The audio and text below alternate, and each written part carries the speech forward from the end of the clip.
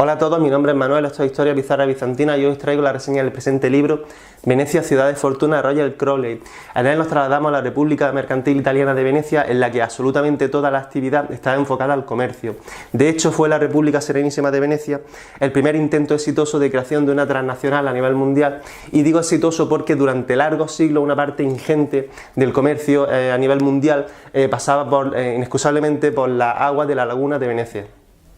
Venecia, ciudad de fortuna, abarca desde el año 1000 hasta 1500, por tanto 5 siglos que representan el apogeo de Venecia.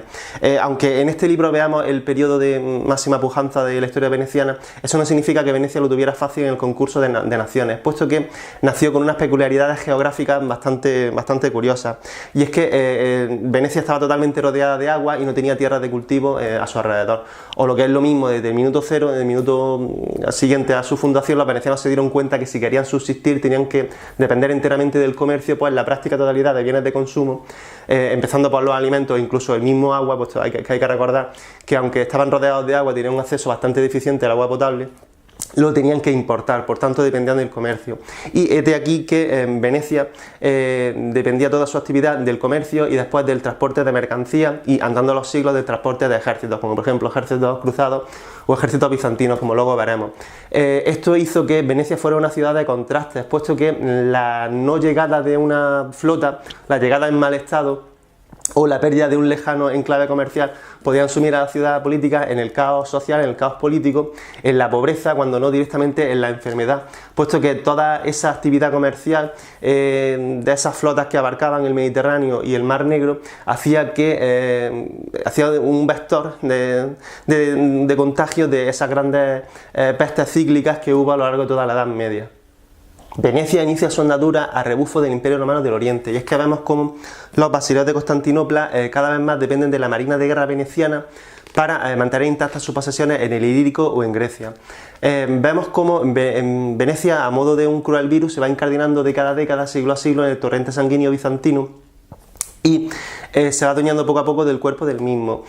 Poco a poco se va adueñando primero de su marina de guerra, luego de su finanza y por último de la fuente de esplendor y de riqueza de Constantinopla, que era el comercio. Hay que recordar que lo que son las rutas comerciales del mundo antiguo subsisten a la muerte del mismo, y así en la Edad Media esas ricas mercaderías que venían del Oriente, esas fabulosas sedas, ¿no?, que alegraban el vestir de las clases dirigentes de Europa, o esas ricas especias que diversificaban la monotonía en la dieta de los pudientes europeos, pues provenían del Oriente y hacían un viaje de miles de kilómetros por toda Asia y desembocaban en las antiguas ciudades grecorromanas que aún subsistían, en especial en Constantinopla, y fue precisamente ese cambio del eje comercial de Constantinopla a Venecia lo que posibilitó el acceso de la misma.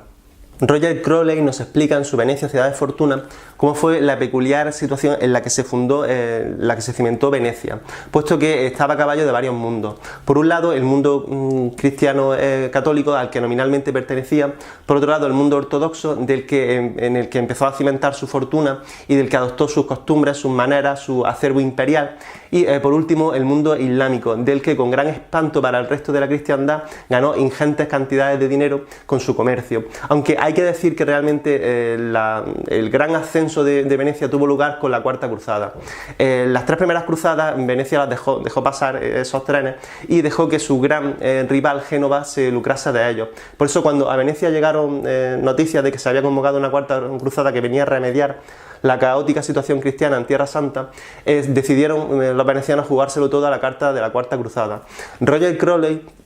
en su libro, narra a la perfección cómo fue ese drama financiero a cámara lenta de la Cuarta Cruzada, que acabó con la perpetración de un acto sumamente criminal como fue la toma al asalto y un saqueo feroz de la propia Constantinopla, la gran capital del mundo ortodoxo, del cristianismo ortodoxo, y también fue el gran acto criminal de la práctica de disolución del Imperio Romano del Oriente, repartiéndose gran parte de sus posesiones entre la propia Venecia y los señores latinos que acaudillaban la Cuarta Cruzada. Constantinopla jamás se recuperaría de ese asalto y de ese saqueo. De hecho, el propio Papa del momento, Inocencio III, llegó a calificar este acto, la toma de Constantinopla y su posterior saqueo, como una obra del infierno. Y hay que decir que este es el gran punto de ruptura entre la cristiandad occidental católica y la cristiandad oriental ortodoxa. Y que a día de hoy, bueno, el mundo oriental ortodoxo, representado por Rusia, pues sigue siendo el gran enemigo a batir. Es decir, realmente nosotros, el cristianismo se cimentó a partir de ese aciago 1204 y 800 y pico años después sigue tan cimentado como desde entonces. Hay que decir que Roger Crowley en su libro exonera a Venecia, es decir, la libra de culpa de haber llegado a la destrucción de Constantinopla, pero no hay que olvidar que Venecia sale totalmente reforzada de la Cuarta Cruzada, puesto que a partir de entonces, a partir de esa extinción del poder bizantino en Constantinopla,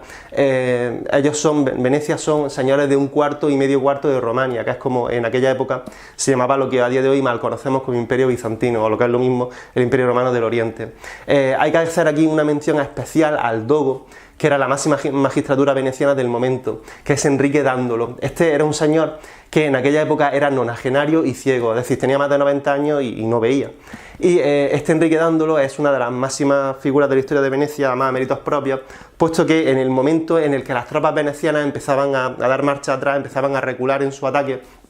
a las murallas marítimas del Cuerno de Oro en Constantinopla, este Enrique Dándolo, que recordemos una vez más, tenía más de 90 años y era ciego, se viste con sus atributos de dogo, ¿no? Es decir, sí, con ese sombrero tan característico que se llamaba alcorno, esos ropajes, esos mantos, y coge el emblema, el estandarte de León de San Marcos, y se lanza a la playa para que con su ejemplo los venecianos, en vez de dar marcha atrás en su ataque, arrecien en el mismo y tomen la ciudad, como por desgracia así fue, y de esta manera los venecianos entraron como un torrente demoníaco en Constantinopla. Habla Roger Crowley en su libro Venecia, ciudad de fortuna, sobre el imperio veneciano, el Stato da Mar, y nosotros creemos personalmente que realmente llamar al modelo de colonización veneciano imperio pues no es lo más acertado, puesto que uno de los grandes elementos de todo imperio digno de llamarse como tal es la mistificación de culturas, razas y religiones, cosa que el modelo de colonización veneciana realmente no pasó nunca, puesto que la autoridad de la Serenísima pues era una autoridad bastante endogámica y que veía con muy malos ojos la incardinación de elementos nuevos en su paisanaje. Y así, en esos territorios, en esas islas que anteriormente habían estado regidas desde Constantinopla, la Serenísima vio siempre con muy malos ojos los matrimonios mixtos entre población griega y venecianos. La Serenísima vio siempre con muy malos ojos que venecianos pasaran a ser de religión ortodoxa, o también se vio con muy malos ojos cualquier medio de manifestación cultural o lingüística griega, puesto que la autoridad veneciana, la Serenísima, lo último que quería era un nacionalismo griego en las islas que controlaba y que anteriormente habían sido regidas desde Constantinopla, es decir, habían sido romanas o a día de hoy diríamos bizantinas. También el propio Roger Crowley en su libro afirma que realmente el modelo de colonización veneciana sirvió de ejemplo para lo que vendría posteriormente esos modelos de colonización anglosajón y holandés. Y es que realmente los modelos de colonización anglosajón y holandés, mal llamados imperios, pues fueron como Venecia pero a nivel mundial, es decir, una serie de factorías repartidas por todo el globo en la que las clases dirigentes eran anglosajonas y holandesas y jamás tuvieron a bien mezclarse con los indígenas sometidos. Lo cual nos lleva a otro tema bastante espinoso, pues el origen y el desarrollo del capitalismo como sistema económico hay que buscarlo en la confluencia entre el mundo católico, el mundo ortodoxo y el mundo islámico. Hay que buscarlo en la Edad Media, en la que esas repúblicas mercantiles italianas con Venecia a la cabeza, esas grandes anomalías, puesto que fueron totalmente anómalas, estaban rodeados en ambas orillas del Mediterráneo por sistemas políticos totalmente diferentes, con el hecho de que enfocaron absolutamente toda su actividad en el comercio, fueron realmente ellas las que prefiguraron el mundo en el que vivimos. De la misma manera que a día de hoy el dólar, ¿no?, es el gran cimiento de poder de los Estados Unidos de América, pues en la Edad Media, desde la India hasta Inglaterra, ese ducado veneciano, que tenía la imagen de los diferentes dogos arrodillados ante San Marcos, era la garantía de solvencia y de poder de la Serenísima República de Venecia. Aquí hay que decir que realmente fueron los protestantes los con su tradicional y prepotente inmodestia los que se apropiaron del capitalismo como sistema económico y lo anotaron en su particular y falseado libro de finanzas histórico. En el apartado de los grandes enemigos venecianos tenemos básicamente a dos. Por un lado están los genoveses. Génova era una república, Génova fue realmente la auténtica némesis de Venecia, fue una república mercantil rival que se encontraba en el otro extremo del arranque de la bota italiana, cuyas aguas daban al mar de Liguria, y Génova y Venecia estuvieron chocando durante toda la Edad Media, y la verdad es que tuvieron guerras absolutamente encarnizadas que tuvieron como campo de batalla prácticamente todo el Mediterráneo y gran parte del Mar Negro, y además involucraban generalmente a una gran cantidad de reinos que se veían abocados a tener que apostar por un bando u otro. Lo que más destaca de estas guerras es que estas repúblicas, tanto Génova como Venecia, tuvieron una capacidad inimaginable de aguante, y es que aunque en la guerra anterior hubiesen sido totalmente defenestradas y vencidas, siempre se levantaban una vez más en un intento a veces suicida de extinguir de una vez la llama del poder de su rival. Los otros grandes enemigos de Venecia fueron los turcos. Los turcos eran un pueblo túrquico, lógicamente,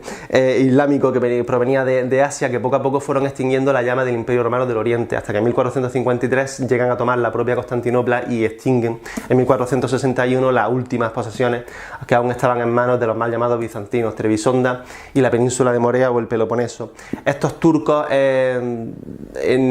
las primeras décadas, la verdad es que la marina de guerra veneciana era muy superior a la marina de guerra turca, pero los turcos hay que reconocerles el hecho de que levantaron el primer ejército moderno de Europa, un ejército con una logística espectacular, un ejército formidable, que hasta la aparición del Imperio Español no había en toda Europa ningún ejército capaz de plantarle cara, y poco a poco fueron extinguiendo a esos centros de poder. Esas islas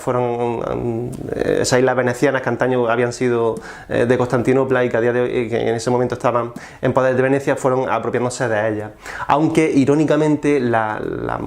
gran, por así decirlo, muerte del periodo de hegemonía de Venecia vino del lado cristiano, puesto que fue nuevamente, hemos visto cómo un cambio en el eje del comercio de Constantinopla a Venecia fue lo que posibilitó que Venecia fuera un eje del comercio a nivel mundial espectacular. Pues fue un nuevo cambio en el eje del comercio a nivel mundial lo que propició que Venecia pasara a ser un poder hegemónico mundial a pasar a ser una simple potencia regional. Y es que en la época de los descubrimientos, cuando portugueses y españoles se lanzan al agua en ese afán de lograr llegar a ese fabuloso y fastuoso Oriente, en el que las especias, la seda y todas estas mercancías que aquí no se podían producir y que provenían siempre de Oriente eran tan deseadas, pues además esto lo hicieron en un intento de soslayar la dominación musulmana, en especial turca, de esas rutas. Pues lo que hicieron fue desplazar el equilibrio de poder mercantil del Mediterráneo a otros mares, a otros océanos, ¿no? Al Atlántico y luego al Pacífico. Y con esto pues Venecia inició un largo periodo de decadencia que llegó hasta que Napoleón entró en la propia Venecia y extinguió aquello. Venecia, ciudad de fortuna, de Roger Crowley, está editado por Ático de los Libros, siendo su primera edición la reseñada de octubre de 2016. Estamos ante un volumen que no es muy grande, tiene unas 463 páginas, sienta bien a la mano puesto que no pesa mucho. Es un volumen que cuenta... tiene mapas de la propia Constantinopla, de Venecia, de cómo era el mundo mediterráneo, el mundo del Mar Negro en el momento, y su único punto negro es que cuenta con reproducciones de grabados, de obras de arte, de pintura, que están reproducidas en blanco y negro, puesto que supongo que incardinarle en el volumen un cuadernillo central a todo color, pues hubiese disparado los costes del mismo, pero la verdad es que en algunas ocasiones esa reproducción en blanco y negro no es la más afortunada y llega a ser bastante difícil que se puedan apreciar los matices de lo que te están plasmando. Por lo demás puede ser encontrado en librería a un precio de 26,50. Del autor Roger Crowley podemos decir que nació en Reino Unido en 1951, que pasó parte de su vida y de su juventud a caballo entre Malta, Grecia y Estambul, y que es autor de obras como Imperios del Mar o de esta que fue reseñada en el blog pero no en el canal, 1453, Constantinopla 1453, el último gran asedio.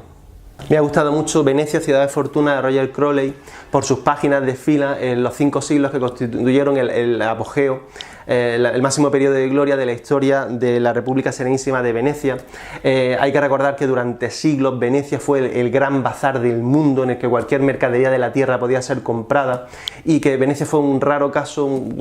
prácticamente único en todo el occidente y el oriente mediterráneo, pues a diferencia de la práctica totalidad de estados que la rodeaban, jamás basó su política en conceptos como el honor o la acaparación de tierra, sino antes bien centró su política única y exclusivamente en los beneficios del comercio, puesto que para pasmo y asombro de todo el mundo fueron estos los beneficios del comercio los únicos que la mantuvieron durante siglos a flote, y por todo ello recomiendo su lectura.